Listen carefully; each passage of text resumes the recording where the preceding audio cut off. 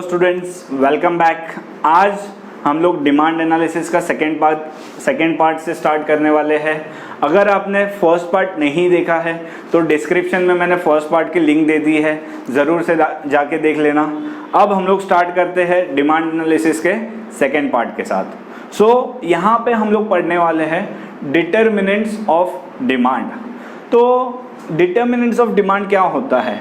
Demand I said कि जब हम लोग डिज़ायर करते हैं कि मुझे कोई कमोडिटी लेना है, एबिलिटी टू पे रहता है, विलिंगनेस टू पे रहता है, तो उसको हम लोग डिमांड कहते हैं। तो कोई भी कमोडिटी हम लोग क्यों डिमांड करेंगे, या कौन से ऐसे फैक्टर्स है जिसके वजह से उसका डिमांड बढ़ेगा या डिमांड कम हो सकता है, तो that is called as factors affecting demand, और we can say determinants of demand. तो सबसे पहला, सबसे इंपॉर्टेंट, सबसे ज़रूरी, ठीक है, गोल्डन वर्ड से लिखने वाला डिटर्मिनेंट डिमांड का है प्राइस। सबसे पहला क्या है? प्राइस। डिमांड सबसे ज़्यादा अफेक्ट अगर किसी चीज़ से होता है तो वो है प्राइस। क्यों? तो हम लोग कोई भी कमोडिटी लेने जाते हैं, when we go to purchase any commodity, हम लोग सबसे पहले क्या देखते हैं? उसका MRP, मतलब प्राइस। तो किसी भी कमोडिटी के प्राइस के बढ़ने से या कम होने से उसका डिमांड अफेक्ट होता है। इसके लिए हम लोग बोलते हैं it is a very important determinant of demand. तो हम लोग को पता है किसी कमोडिटी का प्राइस अगर बढ़ गया तो हम लोग क्या करेंगे? वो कम डिमांड करेंगे। अगर किसी कमोडिटी का प्राइस कम हो गया तो हम लोग क्या करेंगे? वो ज़्यादा डिमांड करेंगे, राइट? तो वो होता है प्राइस कम होगा तो डिमांड बढ़ जाएगा, प्राइस बढ़ जाएगा तो डिमांड कम हो जाता है, ठीक है। That's why it is very important determinant of demand. Second जो सबसे ज़्यादा इंपॉर्टेंट डिटर्मिनेंट है डिमांड का, इट इज इनकम। मेरी इनकम अगर ज़्यादा है तो डिमांड भी ज़्यादा है, इनकम अगर कम है तो डिमांड भी कम है। दो तरह के गुड्स होते हैं, एक होते हैं नॉर्मल गुड्स, ठीक है, हम लोग कपड़े लेते हैं, खाना खाते हैं, all this comes under normal goods, ठीक है। तो नॉर्मल गुड्स में अगर इनकम ज़्यादा है तो मैं ज़्यादा कपड़े लूँगा, ज़्यादा खाना लूँगा, ठीक है, तो इनकम बढ़ने की वजह से मेरा डिमांड भी बढ़ जाता है। बट दूसरा होता है इन्फीरियर गुड्स। इन्फीरियर गुड्स मतलब लो क्वालिटी के गुड्स होते हैं। यहाँ पे अगर मेरा इनकम बढ़ जाता है तो मैं इन्फीरियर क्वालिटी के गुड्स और ज़्यादा नहीं डिमांड करूँगा, इन्फीरियर क्वालिटी के गुड्स का डिमांड कम कर दूंगा और मैं शिफ्ट हो जाऊंगा इन्फीरियर गुड्स से सुपीरियर गुड्स, मतलब नॉर्मल गुड्स पे। तो ये डिफरेंस है। थर्ड जो डिटर्मिनेंट है that is price of complementary goods. मैंने अपने लास्ट वीडियो में आपको बताया था कॉम्प्लीमेंट्री गुड्स का मतलब, जब एक मेरी डिमांड को फुलफिल करने के लिए मैं दो गुड्स साथ में कंज्यूम कर रहा हूँ तो उसको हम लोग कॉम्प्लीमेंट्री गुड्स बोलते हैं, ठीक है। तो सपोज कार का प्राइस कम हो गया, कार का प्राइस क्या हुआ? कम हो गया, तो कार का डिमांड क्या होगा? बढ़ जाएगा। कार का डिमांड क्या होगा? बढ़ जाएगा। उसके साथ साथ फ्यूल का प्राइस सेम है, फ्यूल का प्राइस चेंज नहीं हुआ है, फिर भी क्या होगा पता है? फ्यूल का डिमांड बढ़ जाएगा। फ्यूल का डिमांड क्यों बढ़ेगा पता है? लोग ज़्यादा कार परचेज करेंगे तो उसमें पानी डाल के तो कार नहीं चलाएंगे, क्या करेंगे? फ्यूल डालेंगे। तो कॉम्प्लीमेंट्री गुड्स में क्या हुआ? एक गुड्स का प्राइस चेंज होने की वजह से दूसरे गुड्स का डिमांड ऑटोमेटिक बढ़ जाता है, ठीक है। That's why price of complementary goods से भी हमारी कमोडिटी का डिमांड अफेक्ट होता है। नेक्स्ट जो फैक्टर अफेक्टिंग डिमांड है that is price of substitute goods. क्या है? Price of substitute goods. Suppose T and coffee, दो गुड्स है, टी एंड कॉफी। टी का प्राइस बढ़ गया, टी का प्राइस बढ़ गया, तो अभी जो लोग टी पी रहे थे वो लोग क्या करेंगे? टी का डिमांड कम कर देंगे।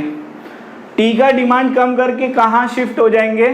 कॉफ़ी के ऊपर। क्यों? कंपैरेटिवली टी और कॉफ़ी में टी महंगा हो गया, कॉफ़ी सस्ता है, तो टी पीने से अब लोग कहाँ पे आ गए? कॉफ़ी पे आ गए। दोनों सब्स्टिट्यूट गुड्स हैं, कॉफ़ी का प्राइस तो सेम है लेकिन टी का प्राइस बढ़ने की वजह से कॉफ़ी का डिमांड बढ़ गया, ज़्यादा कॉफ़ी पीने लग गए लोग। जो लोग टी पी रहे थे वो लोग शिफ्ट हो गए अभी कॉफ़ी के ऊपर।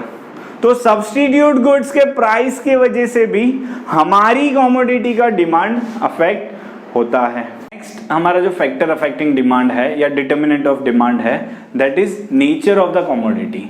मतलब वो किस तरह का कमोडिटी है, नेसेसिटी गुड्स है, लग्जरियस गुड्स है। जैसे कि फॉर एग्जांपल मैं आपको बताता हूँ, अगर कोई गुड्स नेसेसिटी गुड्स है, जैसे कि खाना हो गया तो वो नेसेसिटी है, कुछ भी हो जाए हमें चाहिए।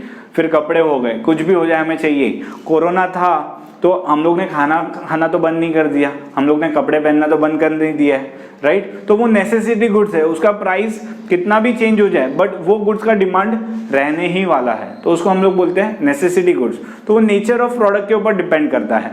अगर वो नेसेसिटी गुड्स है तो उसका प्राइस कितना भी चेंज हो जाने दो, उसका डिमांड कोई अफेक्ट होने वाला नहीं है। बट लग्जरियस गुड्स है, ठीक है, घर पे एयर कंडीशन होता है या फिर कार होता है या फिर आईफोन होता है, तो it is a luxurious goods. तो अगर उसका प्राइस बढ़ गया तो हम लोग उसकी जगह पे दूसरा प्रोडक्ट यूज़ करेंगे या वो प्रोडक्ट नहीं भी यूज़ करेंगे तो चलेगा, नेसेसरी नहीं है कि हमें वही प्रोडक्ट यूज़ करना है। नेक्स्ट हमारा जो फैक्टर अफेक्टिंग डिमांड है या डिटर्मिनेंट ऑफ डिमांड है, that is size of population. ठीक है, अगर पॉपुलेशन ज़्यादा है तो ही डिमांड होगा, क्योंकि डिमांड करने के लिए तो कोई चाहिए, प्रोडक्ट कंज्यूम करने के लिए तो कोई चाहिए। पॉपुलेशन ही नहीं होगा तो डिमांड कहां से होगा? तो पॉपुलेशन सबसे ज्यादा इंपॉर्टेंट है। अभी उसके अंदर भी कंपोजिशन ऑफ पॉपुलेशन बहुत जरूरी है। कंपोजिशन क्या होता है? मेल फीमेल, ठीक है, या तो फिर एज रेशियो जो रहता है। अभी सपोज मैंने यूथ्स, मतलब बोलते ना जो स्टूडेंट्स और यूथ्स जो कपड़े पहनते हैं, टी शर्ट्स जीन्स एकदम वो फटे हुए और अच्छे अच्छे शूज, स्पोर्ट्स शूज, और उसका शॉप मैंने डाला है, ठीक है, एकदम फंकी काइंड ऑफ।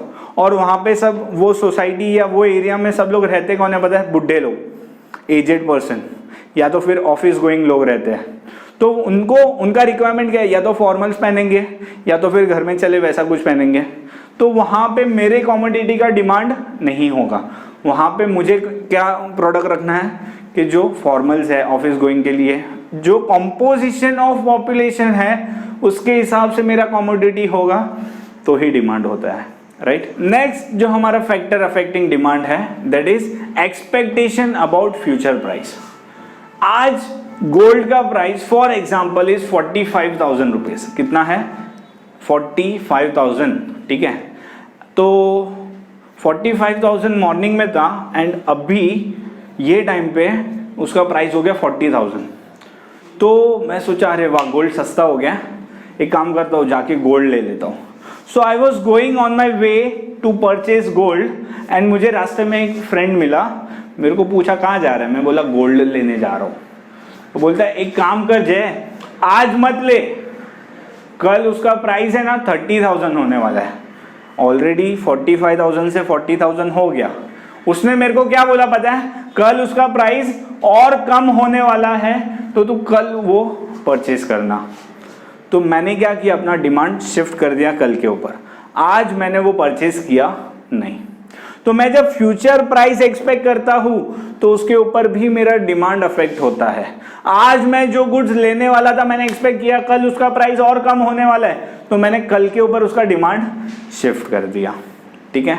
ऐसा भी हो सकता है, उसने मेरे को ऐसा बोला कि जय कल उसका प्राइस 50,000 होने वाला है, कल उसका प्राइस 55,000 होने वाला है। तो मैं ना सिर्फ कितना 1 तोला लेने जा रहा था। मैं बोला अरे बहुत महंगा होने वाला है क्या, चल एक काम करते हैं 1 तोला की जगह पे 2 तोला ले लिया। मतलब मैंने ज्यादा ले लिया गोल्ड। क्यों? मैंने फ्यूचर प्राइस एक्सपेक्टेशन किया, उसकी वजह से जो डिमांड अभी नहीं था वो डिमांड बढ़ गया, ठीक है। That's why future price expectation भी जरूरी है। नेक्स्ट जो फैक्टर है जिसकी वजह से हमारा डिमांड अफेक्ट होता है, दैट इज एडवर्टीजमेंट, ठीक है। एक बार मैं एक मॉल में जा रहा था। मॉल्स में ना बहुत बार जगह जगह पे ऐसे टीवी लगाए रहते हैं, जगह जगह पे, एंड वहाँ पे फॉसिल के वॉच का ये चल रहा था, एडवर्टीजमेंट चल रहा था। एंड एंटर हुआ, मुझे तुरंत दिखा, फिर और आगे गया, वापस फॉसिल का एडवर्टीजमेंट दिखा, और वो एडवर्टीजमेंट और फॉसिल का आवाज़ एडवर्टीजमेंट कान में आ रहा है। फिर मैं मॉल में घूमते घूमते एक शॉप में पहुंचा, वॉच के शॉप में, तो वहाँ पे एक बंदा खड़ा था, मुझे बुलाया, सर आओ ये हमारे फॉसिल के वॉचेस है, ऐसा करके मेरे हाथ पे लगाया और हर जगह पे फॉसिल फॉसिल फॉसिल लगा हुआ है। तो मुझे तो वॉच लेना भी नहीं था, मुझे तो वॉच लेना भी नहीं था, बट एडवर्टीजमेंट इतना ज़्यादा था तो मैंने वो डिमांड कर लिया। तो बहुत सारी बार अगर एडवर्टीजमेंट ज़्यादा होता है तो डिमांड ज़्यादा है, एडवर्टीजमेंट नहीं होता है तो डिमांड कम होता है। तो एडवर्टीजमेंट की वजह से भी डिमांड चेंज होता है। नेक्स्ट जो हमारा पॉइंट है जिसकी वजह से हमारा डिमांड बढ़ता है या कम होता है, दैट इज टैक्सेशन। मेरे इनकम के ऊपर टैक्स लगता है एंड मैं जो प्रोडक्ट खरीदता हूँ उसके ऊपर भी टैक्स लगता है। मेरी इनकम पे टैक्स लगने की वजह से मेरे पास जो डिस्पोजेबल इनकम बचता है, खर्चा करने के लिए जो पैसा बचता है वो कम होता है, तो उसकी वजह से बहुत बार डिमांड कम हो जाता है। कोई प्रोडक्ट मैं खरीदता हूँ उसके ऊपर 28% टैक्स लगता है, कोई प्रोडक्ट मैं खरीदता हूँ उसके ऊपर 5% टैक्स लगता है, तो मुझे ऐसा लगता है 28% टैक्स पे करके वो प्रोडक्ट बहुत महंगा हो जाता है, तो मैं वो प्रोडक्ट डिमांड नहीं करता हूँ। ठीक है, तो टैक्सेशन के ऊपर भी डिमांड बढ़ता है या डिमांड कम होता है, लेवल ऑफ टैक्सेशन के ऊपर। नेक्स्ट जो फैक्टर है जिसके वजह से हमारा डिमांड बढ़ता है या कम होता है, factor affecting demand, determinants of demand, हम लोग जो पढ़ रहे हैं बहुत इंपॉर्टेंट आंसर है, that is taste, habit and preference of the consumer. पहले हम लोग जब छोटे थे ना तो हमारे टाइम पे हम लोग सेव पूरी, समोसा, वड़ा पाव खा के बहुत खुश हो जाते थे।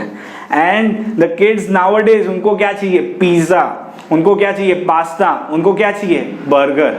तो टेस्ट लोगों का चेंज हो गया है, तो अभी समोसा, वड़ा पाव, उसका डिमांड ऑटोमेटिकली कम हो गया।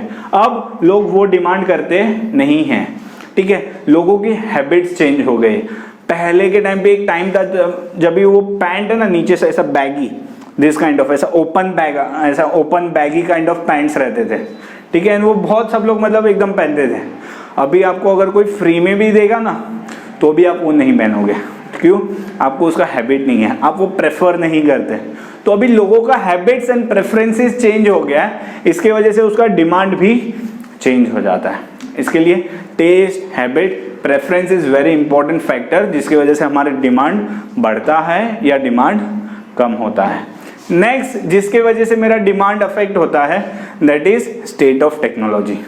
अभी हमारे टाइम पे हम जब बच्चे थे ना तो हमको ऐसा नोकिया 1100 फोन मिलता था, ब्लैक एंड व्हाइट स्क्रीन वाला, and we were very happy with it. अभी के स्टूडेंट को अगर एप्पल की जगह एंड्रॉयड भी दे दिया ना तो दे विल बी लाइक नहीं, ये नहीं चाहिए हमको। क्यों? टेक्नोलॉजी इतना अपग्रेड हो गया है कि पुरानी टेक्नोलॉजी वाला फोन किसी को यूज करना नहीं है, लोगों को लेटेस्ट टेक्नोलॉजी चाहिए।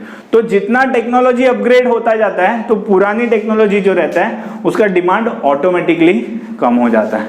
And next and the last factor जिसकी वजह से मेरा डिमांड अफेक्ट होता है, दैट इज क्लाइमेटिक कंडीशन।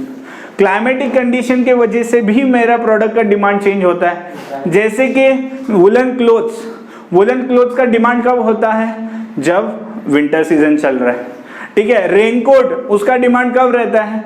जब मॉनसून चल रहा है। क्लाइमेट अगर चेंज हो जाता है तो हमारे प्रोडक्ट का डिमांड भी चेंज हो जाता है। तो ये जो थे सारे फैक्टर्स थे बिकॉज ऑफ विच मेरे प्रोडक्ट का डिमांड बढ़ता है या मेरे प्रोडक्ट का डिमांड कम होता है। Factors due to which demand rises और डिमांड फॉल्स। ठीक है, very important answer, exam point of view बहुत ज्यादा इंपॉर्टेंट है, एग्जाम में आ सकता है।